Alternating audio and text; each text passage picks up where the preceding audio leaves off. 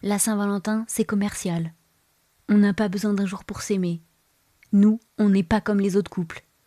Ces phrases, on les entend tous les ans. Et souvent, en plus, elles sont prononcées avec assurance, comme si elles nous protégeaient de quelque chose. Si tu t'es déjà reconnu dans une de ces phrases, alors cet épisode est exactement pour toi. Parce que derrière ces phrases, il y a souvent autre chose. Il y a de la fatigue, de la routine, des journées qui s'enchaînent, un couple qui fonctionne, mais peut-être qui se regarde plus vraiment. Soyons honnêtes 2 secondes, c'est pas la Saint-Valentin le vrai problème.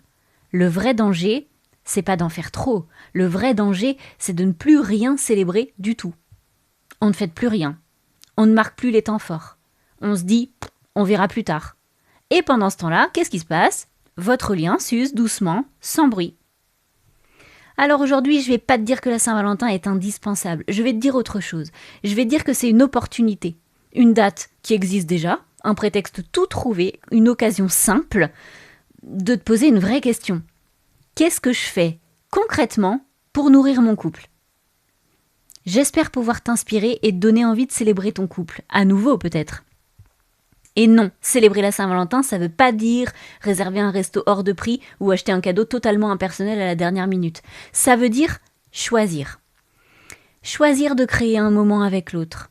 Choisir de sortir du pilote automatique de votre vie certainement très rythmée. Choisir de dire à l'autre, sans grand discours, tu comptes pour moi, nous comptons. Dans cet épisode, on va donc faire 2 choses.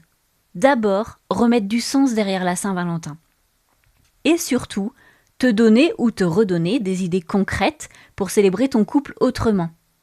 Avec des attentions, des cadeaux, pourquoi pas, ça fait toujours plaisir, des défis, mais aussi des moments rien qu'à 2. Pas forcément le 14 février, pas forcément comme tout le monde. D'abord, je voudrais qu'on remonte un peu le fil du temps. Parce que la Saint-Valentin n'est pas née dans une vitrine et tu vas voir que son histoire parle beaucoup plus d'un amour engagé que d'un amour consommé. Bienvenue dans le labo des couples. Oubliez les contes de fées. Ici, on parle du couple, le vrai. Celui qui se cherche, se bouscule, se retrouve. Celui qui rit, qui doute, qui frissonne. Bienvenue dans le Labo des couples, le podcast qui prend soin de l'amour sans filtre ni mode d'emploi. À chaque épisode, on explore ce qui fait tenir un couple, les petits gestes, les grandes questions et les vraies discussions. Que vous soyez ensemble depuis 2 mois ou 20 ans, que vous aimiez au féminin, au masculin ou entre les lignes, ce podcast est pour vous. Installez-vous et entrez dans le labo.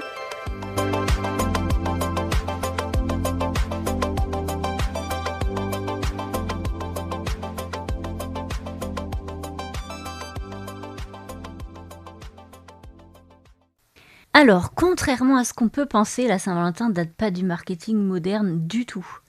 Elle tire son nom de Saint Valentin. C'était un prêtre chrétien au IIIe siècle sous l'Empire romain. À cette époque, l'empereur Claude II aurait interdit les mariages, estimant que les soldats célibataires étaient beaucoup plus efficaces au combat. Valentin, lui, aurait continué à marier les couples en secret, un peu comme un acte de résistance au nom de l'amour.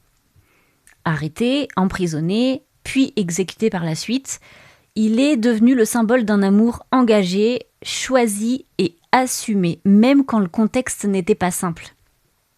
Plus tard, l'Église récupère cette figure pour remplacer une fête païenne romaine qui s'appelait les Lupercales, et elles étaient aussi célébrées mi-février et étaient liées à la fertilité et au renouveau.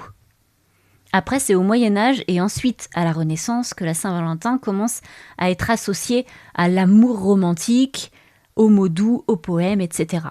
Et la version très commerciale qu'on connaît aujourd'hui n'apparaît réellement qu'au XXe siècle finalement. Donc non, à la base, c'est pas une fête vide de sens, c'est une fête qui parlait d'engagement, de lien et de choix amoureux. Et c'est exactement ce qu'on va remettre au cœur de cet épisode. Pour commencer, si on arrêtait de penser que la Saint-Valentin est une date unique, si c'était plutôt une période ou une intention à un moment donné, une dynamique générale. Parce que le couple, c'est pas un feu d'artifice une fois par an, c'est un feu qu'on entretient toute l'année. Et la Saint-Valentin, qu'on le veuille ou non, offre un cadre très simple pour ça. Pas pour faire comme les autres, mais pour faire comme vous. Tu peux très bien commencer quelques jours avant, créer des micro-moments par-ci par-là, étaler les attentions sur une semaine, pourquoi pas. Parfois, ça enlève même la pression du soir parfait. La vraie question, c'est pas qu'est-ce qu'on fait le 14 février, mais plutôt comment je montre à l'autre qu'il ou elle compte pour moi. Ça m'amène maintenant à vous parler des attentions qu'on porte à l'autre. On se trompe souvent sur les attentions. On pense qu'il faut impressionner, surprendre fort, marquer les esprits.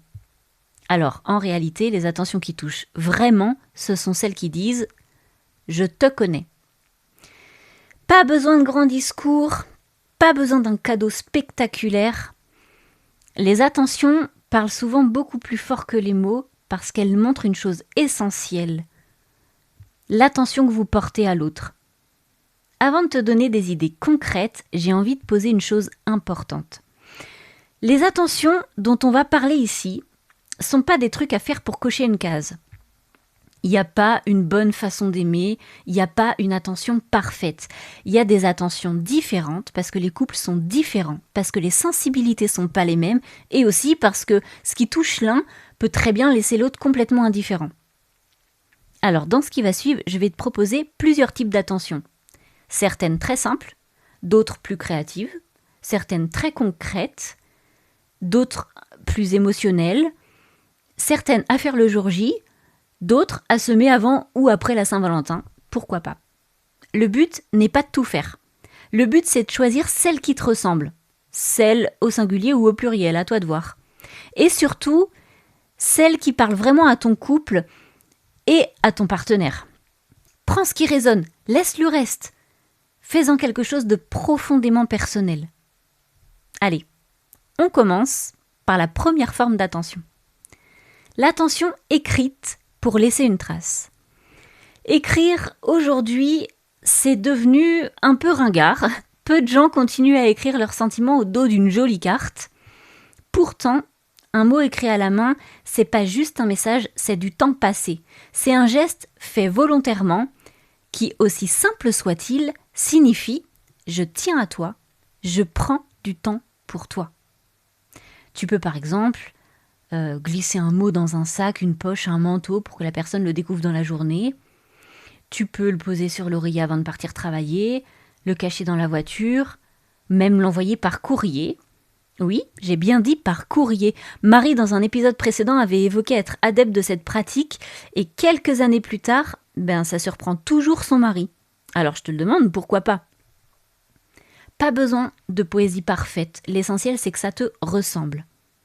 Si tu te sens l'âme d'un poète, c'est chouette. Sinon, une simple phrase suffit. Tu pourrais dire « Je sais que je te le dis pas souvent, mais tu es important ou importante pour moi. » Ou encore « Aujourd'hui, j'avais juste envie de te rappeler pourquoi je t'aime. » Simple, efficace. Peu importe. Souvenez-vous que ces mots-là, on les garde, on les relie, ils deviennent des points d'ancrage émotionnel. Et c'est pas moi qui le dis. Le psychologue John Gottman, qui étudie les couples depuis plus de 40 ans, explique que ce sont pas les grands gestes qui font la solidité d'un couple, mais l'accumulation des petites attentions positives. Chaque mot, chaque geste attentionné devient comme un petit dépôt sur le compte émotionnel du couple. Et c'est ces dépôts-là que j'appelle exactement les points d'ancrage émotionnel. Il y a aussi ce qu'on appelle l'attention sensorielle, c'est-à-dire parler autrement que par les mots. Parfois, dire « je t'aime » directement, c'est difficile. Pas parce qu'on ne le ressent pas parce qu'on ne le pense pas, mais parce que les mots sont trop chargés ou parce qu'on n'a pas forcément appris à les dire, ou même parce qu'on a peur qu'ils sonnent faux, peut-être qu'ils soient maladroits ou peut-être un peu trop fragiles aussi. Et c'est là que la musique devient précieuse. Créer une playlist pour l'autre.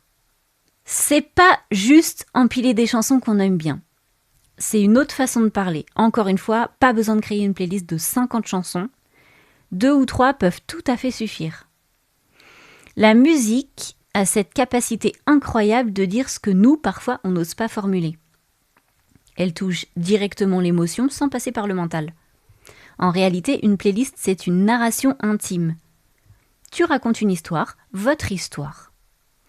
Tu peux par exemple y mettre une chanson qui te ramène instantanément à un souvenir précis. Par exemple, je sais pas moi, un voyage, une période particulière de votre relation. Tu peux y mettre un morceau dont les paroles parlent de vous sans jamais vous nommer, sauf si vous connaissez l'artiste concerné. Tu peux y mettre une musique qui dit ce que tu ressens, mais que tu n'as jamais vraiment réussi à exprimer à haute voix. Et si tu es musicien et que c'est une composition de ton répertoire personnel, ça, c'est la classe. Et là où ça devient encore plus puissant, c'est quand tu expliques pourquoi. Pas besoin d'un long discours, encore une fois, une phrase suffit. Par exemple, cette chanson, elle me fait penser à toi, surtout quand tu souris. C'est sympa, c'est simple, efficace. Tu pourrais aussi dire, celle-là, elle me fait exactement le même effet que quand je suis bien avec toi. Et celle-ci, c'est un truc que j'arrive pas toujours à te dire autrement. Tu vois, c'est à toi de tourner la phrase que tu as envie de dire. L'essentiel, c'est que ça soit simple. À ce moment-là, la playlist cesse d'être un simple cadeau. Elle devient une déclaration subtile, presque intime, quelque chose qu'on écoute seul, qu'on réécoute plus tard, et qui continue de faire son effet longtemps après.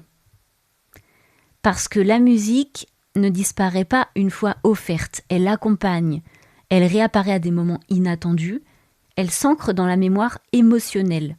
Et parfois, une chanson choisie avec justesse en dit bien plus qu'un grand discours maladroit. Passons maintenant à l'attention mémorielle qui consiste à faire revivre ce qui compte. Il y a quelque chose de très puissant dans le fait de se souvenir à voix haute. Pas juste pour se rappeler dans sa tête, pas juste pour dire « Ah oui, c'était sympa ça », mais prendre le temps de raconter, dire « Tu te souviens de ce jour-là ?» C'est une phrase toute simple et pourtant elle ouvre une porte. Parce que se souvenir ensemble, c'est pas être nostalgique, c'est réactiver le lien. Quand tu racontes un souvenir à l'autre, tu parles pas seulement du passé, tu rappelles une chose essentielle. Nous avons traversé des choses ensemble. Je sais pas moi, ce premier voyage un peu chaotique, cette soirée ratée qui vous a fait rire aux larmes, ce moment difficile où vous avez tenu bon côte à côte. Ces souvenirs-là, ils sont pas du tout anodins. Ils sont les fondations invisibles de votre couple.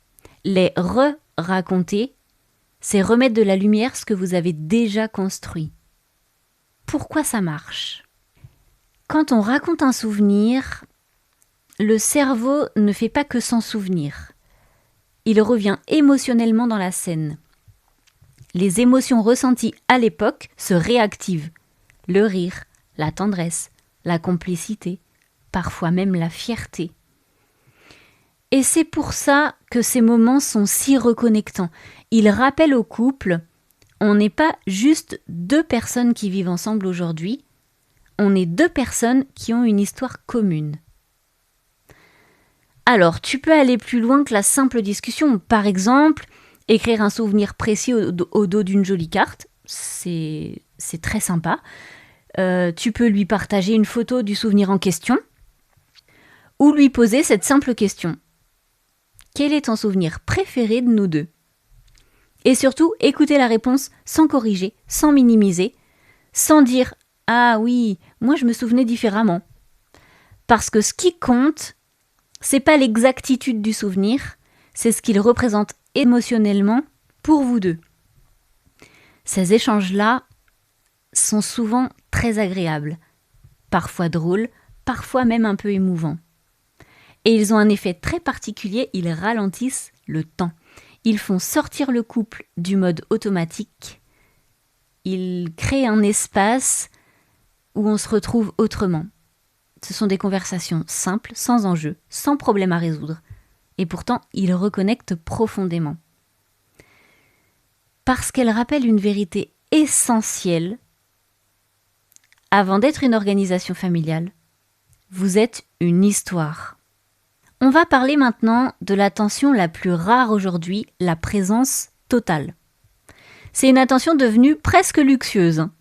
Aujourd'hui, on est souvent là sans vraiment être là, un œil sur le téléphone, une pensée ailleurs, un message qui interrompt la conversation.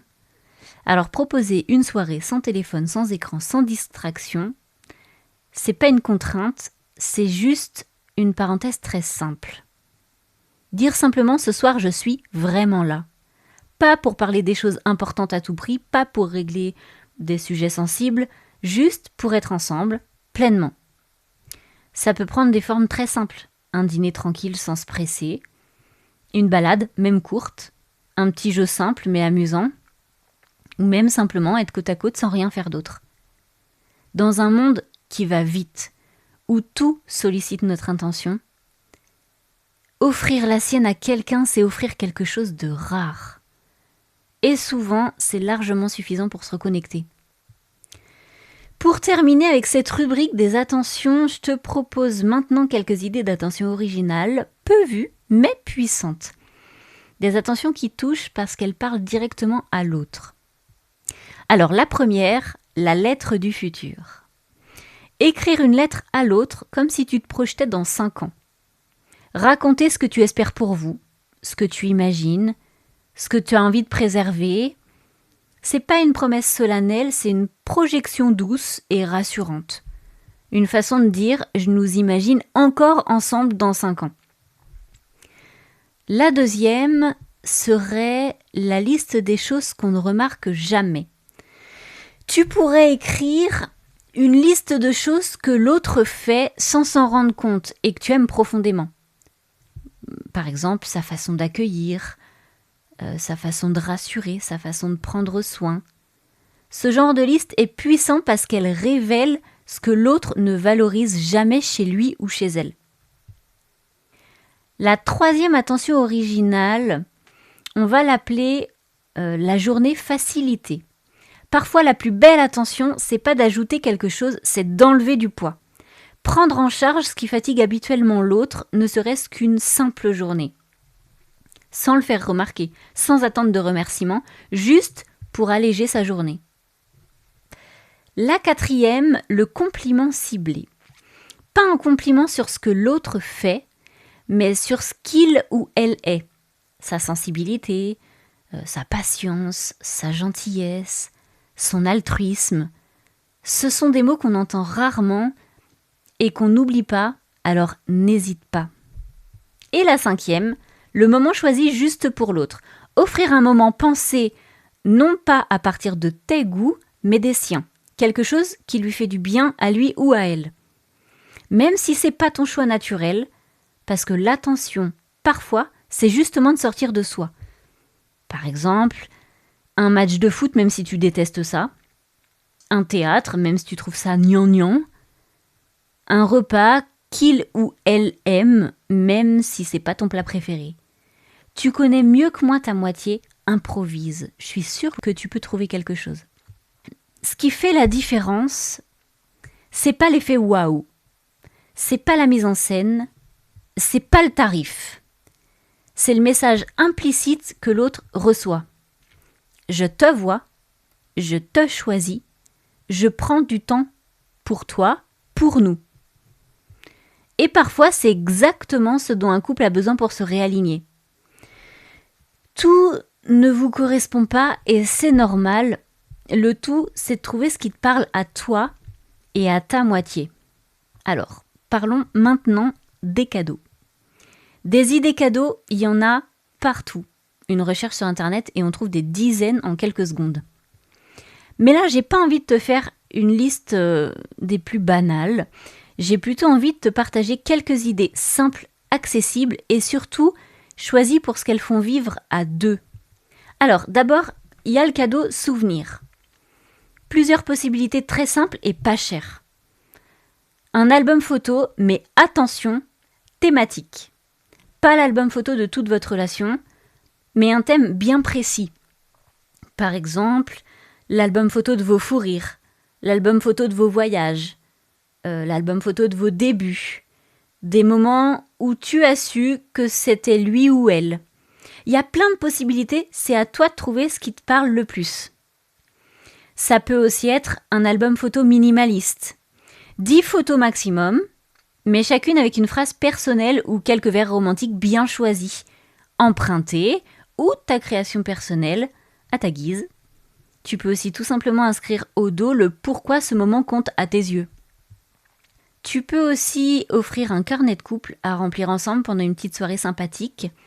Double jeu en proposant très simple et très amusant, pas trop long, pas répétitif, avec possibilité d'y ajouter des photos et de garder de bons souvenirs.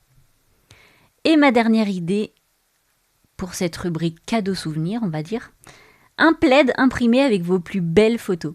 C'est utile et sentimental. Allez, on passe au cadeau expérience. Et là, on touche à quelque chose de très fort. Un moment à vivre à deux plutôt qu'un objet à poser. Je vais te donner plein d'exemples pour te montrer que le choix n'est pas vraiment ni réduit ni compliqué. C'est parti. Une balade à cheval, à pied, à vélo, dans la forêt ou sur la plage, rien que tous les deux. Tu prévois un petit quelque chose à boire et à grignoter au moment opportun et le tour est joué. Un massage de couple en institut. Un moment au spa. Un pique-nique n'importe où. Un concert. Une sortie en canoë. Une sortie en bateau. Un ciné. Un opéra.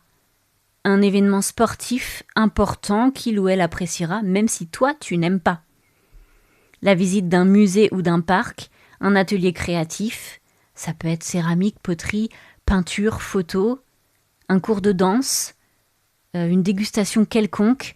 Un cours de cuisine, une soirée dégustation à la maison, un petit-déj ou un brunch gourmand, un repas dans un lieu insolite, un escape game à réaliser à deux, un jeu de piste ou de rallye urbain, un petit moment dans un casino, une activité ludique que vous n'auriez jamais testée, ça peut être le bowling, le billard, les fléchettes, il y a même des établissements qui proposent le lancer de hache, ça peut être de la voile, du tir à l'arc, du yoga.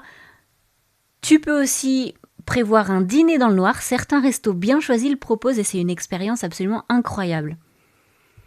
Une toile à peindre vous-même au sol avec vos propres corps. Je vous passe les détails, mais c'est un moment excellent, assuré, et vous garderez un souvenir à accrocher. On va maintenant parler des cadeaux plaisir. Ils ne sont pas destinés à vous faire plaisir à tous les deux, seulement à l'autre. Même si certains peuvent vous profiter tous les deux, là, on pense à l'autre. Un soin du visage, une manucure, un rendez-vous chez un barbier professionnel, un petit bijou discret et pourquoi pas personnalisé, un livre très attendu par l'autre, un joli peignoir, un petit coffret bien-être, un petit vêtement, un élément de maroquinerie, une bougie, une boîte à souvenirs dans laquelle tu peux déjà mettre quelques souvenirs et vous continuerez de la remplir ensemble au fil du temps. Des verres personnalisés, un portrait de vous deux fait par un artiste, un panier garni de tout ce que préfère l'autre, alimentaire ou pas, une bouillotte stylée pour les soirées d'hiver, un kit pour le bain. Alors tu peux le faire toi-même, comme ça tu mets exactement ce qui plaît à l'autre. Tu peux mettre des bombes de bain, un coussin cervical, un masque pour les yeux, des huiles essentielles, un support de baignoire pour y déposer un bouquin ou un truc à boire. Tu peux aussi offrir des fleurs éternelles. Il existe même des fleurs en Lego ou d'autres kits créatifs de ce genre. On va terminer avec le sujet cadeau en parlant de l'incontournable week-end romantique, même très simple. L'inoubliable petit week-end à deux. Même tout près de chez vous. Pas besoin de partir loin, pas besoin de luxe. Ce qui compte, c'est pas la destination, c'est le fait de sortir du cocon familial, de changer de décor et surtout de se retrouver sans rôle, sans obligation, sans to-do list. Ça peut être un hôtel à 30 km ou même juste derrière chez vous. Simplement une nuit ailleurs. une nuit en cabane, en roulotte, en love room, en toile de tente, ou même un road trip d'une journée sans destination précise, juste pour le plaisir d'être ensemble. Un réveil sans alarme, un petit déjeuner sans horaire, des conversations qui prennent leur temps. Et souvent, on se rend compte d'une chose toute simple, un couple n'a pas forcément besoin de plus, il a juste besoin d'un peu d'espace pour se retrouver. Ce qui est beau avec ce genre de moment, qu'il s'agisse d'un week-end à deux, d'une nuit ailleurs ou simplement d'un temps choisi et provoqué par l'un des deux, c'est qu'il crée un espace au couple. Un espace où on peut se retrouver autrement, plus disponible, plus présent. Et dans cet espace-là, on peut aussi y mettre un peu de jeu. Parce que la Saint-Valentin, c'est pas seulement ce qu'on offre ou l'endroit où l'on va. C'est aussi ce qu'on ose vivre ensemble. Alors pour agrémenter la Saint-Valentin, j'ai envie de te proposer quelques défis. Pas des défis compliqués, pas des défis à réussir forcément. Des défis un peu comme des invitations à jouer, à rire, à se dire des choses autrement. Parce que le jeu crée la connexion entre deux êtres. Quand on joue, on sort des rôles, on lâche le contrôle. On se découvre même autrement. Le jeu permet aussi de dire des choses qu'on n'ose pas toujours formuler frontalement. Et surtout, il crée un espace sécurisé. C'est pas une discussion sérieuse, c'est pas un règlement de compte, c'est juste une invitation à se retrouver. Pas besoin d'en faire trop, pas besoin de performance. Le défi, c'est pas de réussir, le défi, c'est l'intention de jouer ensemble, de passer un bon moment complice. On peut imaginer différentes sortes de défis. Je préconise de préparer des petits papiers que vous jetez dans un saladier et vous piochez au fil de la soirée. C'est rien de bien innovant, mais c'est très efficace. Vous pouvez inclure différentes sortes de défis. Je vais vous donner plusieurs exemples, mais vous allez vite comprendre que la liste n'est pas du tout exhaustive. Allez, c'est parti. Se dire 3 choses jamais vraiment formulées concrètement. Compléter la phrase « ce que j'aime chez toi en ce moment ». Dire une chose qu'on admire chez l'autre aujourd'hui. Dire merci pour quelque chose d'invisible, sa patience, son écoute, sa prestance. Dire ce qu'on aimerait préserver dans le couple cette année. Rejouer votre premier rendez-vous. Raconter un souvenir chacun sans s'interrompre. Dire à quel moment vous vous êtes sentis le plus proche l'un de l'autre depuis le début de votre couple. Recréer une de vos soirées du début. Alors, si vous avez du temps, lieu, musique, ambiance, c'est très sympa, très efficace. Se demander qu'est-ce qui nous faisait rire au début. Écrire chacun une promesse réaliste pour la fin de l'année en cours. Écrire une phrase pour l'autre à lire plus tard. Écrire ce que l'on espère pour nous dans 6 mois. Écrire un souvenir que l'autre ne connaît pas, un peu comme une révélation. Se regarder dans les yeux 1 minute sans parler. Se tenir la main pendant une balade, comme au début, si vous en avez perdu l'habitude bien sûr. Se faire découvrir une musique les yeux fermés. Explorer le toucher lentement sans objectif. Partager un moment de silence assumé. Inventer un rituel à garder après. Se promettre et réfléchir à un moment à deux par mois. Faire ensemble quelque chose de nouveau. Se poser une question profonde avant de dormir. Se faire un compliment sérieux. Se prendre dans les bras un long moment. Vous voyez l'idée. Le but, c'est pas de faire beaucoup, le but c'est de s'amuser ensemble. Ça veut pas dire qu'on n'est pas sérieux et c'est souvent ce qui sauve le lien entre deux personnes. Bon, à ce stade, soyons honnêtes 2 minutes. Si les petites attentions, ça vous fait ni chaud ni froid. Si les cadeaux, c'est vu, revu et franchement sans surprise. Et si les défis de couple, ça vous fatigue plus que ça vous amuse, il reste un truc. La vraie vie. Les moments simples. Ceux qu'on planifie pas pour faire couple, mais qu'on vit quand on arrête d'essayer trop fort. Un dîner improvisé, quelques bougies, un peu de musique douce, un bon petit repas, même si c'est des pâtes. Juste une règle claire, pas de boulot, pas d'enfants, pas d'organisation. Et tant pis si le silence dure un peu. Parfois, ça fait du bien aussi. Sinon, une balade le soir quand tout le monde dort, pas pour régler les comptes, pas pour avoir une discussion importante, juste marcher ensemble, être là, respirer au même rythme. Une boisson chaude dans la main et c'est parti. Ou encore, une soirée à la maison différente des autres. J'en ai d'ailleurs parlé dans un épisode dédié avec des idées très simples, accessibles à tous.